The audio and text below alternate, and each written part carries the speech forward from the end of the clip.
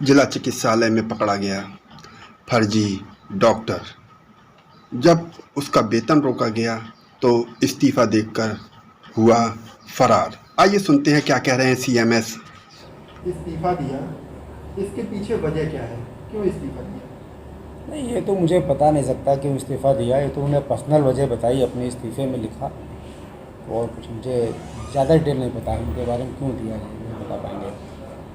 सुनने में आया कि उनकी डिग्री फर्जी है। नहीं, उनका सत्यापन के लिए भेजी गई है। जब तक सत्यापन नहीं आता है तो ये कह पाना हमारे लिए बिल्कुल संभव नहीं है कि कैसी डिग्रियां हैं सत्यापन आने के लिए। आप अभी कह रहे हैं कि सत्यापन के लिए डिग्री भेजी गई है, अभी उसका रिजल्ट नहीं आया, फिर एक अखबार ने उस डिग्री को फर्जी साबित किया है, वो कैसे? अब ये तो वही बता पाएंगे, मुझे नहीं पता। बिना प्रूफ के कैसे है? अब ये मैं नहीं बता इसका सकता। मतलब इससे दो बातें होती हैं, या तो सत्यापित होके आ गई हैं, आप हम लोगों से छुपा रहे हैं, और नहीं, या नहीं। तो और अगर नहीं आई हैं नहीं, मुझे अभी इसके तो बारे में कोई इन्फॉर्मेशन मिली नहीं है। जब आएगी तो बताऊंगा, इसमें क्या दिक्कत है। इसमें कोई दिक्कत ही नहीं है, जैसे ही आएगी बताई जाएगी। जो डिग्री सत्यापन के लिए भेजी गई है आएगी तो बताई जाएगी। इतने दिन अगले ने नौकरी करी, वो कैसे? अब ये तो मैं नहीं बता सकता भाई। वो शासन से आया था, लेटर लेकर ज्वाइन किया उसने, उसी पे नौकरी करी। जब डाउट हुआ तब उनको सत्यापन के लिए मांगी गई डिग्री। डाउट कैसे हुआ? एक P2 यहाँ फार्म होता है जो अपलोड करना होता है ACR लिखने के लिए। P2 इनकम्प्लीट था तो उसके लिए डिग्री मंगाई गई थी। वो डिग्री दे के कुछ संदेह जाहिर हुआ, इसलिए किया गया।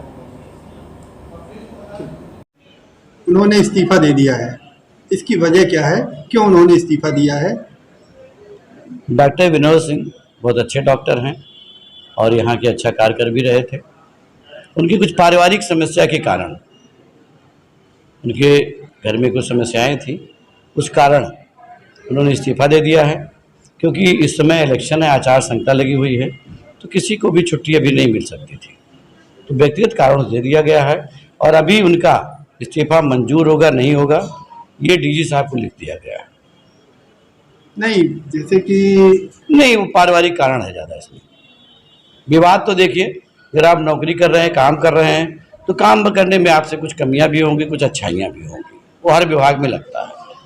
तो इसलिए वो कारण नहीं है, उनके पारिवारिक कारण है, जिसके कारण जो है उन्होंने इस्तीफा दिया है। लेकिन हमको नहीं लगता है कि उनका इस्तीफा मंजूर होगा आगे। लेकिन कानाफूसी चल रही है। अब ये तो जांच का मुद्दा है कि कोई भ्रष्टाचार हुआ, कोई शिकायत हुई तो उसमें जांच कराया जाए। अगर भ्रष्टाचार में लिप्त हैं तो उन पर जांच होनी चाहिए। और दूसरी एक बात है, वो एक चिकित्सा अधिकारी थे, उनके पास कोई प्रशासनिक पद नहीं था, तो मुझे नहीं लगता है कि किसी भ्रष्टाचार में लिप्त उनको होना चाहिए। जैसे ये भी सुनने में आया था कि उनके पास दलाल टाइप के लोग कुछ ज़्यादा बैठते थे, एक कारण ये भी हो सकता है।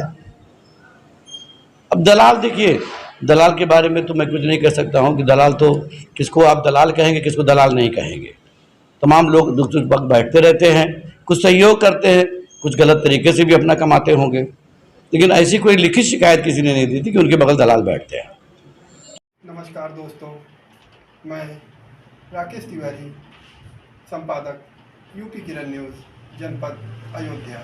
आपसे हम यह अपील करना चाहते हैं कि 5वें चरण का मतदान 20 मई को होने जा रहा है।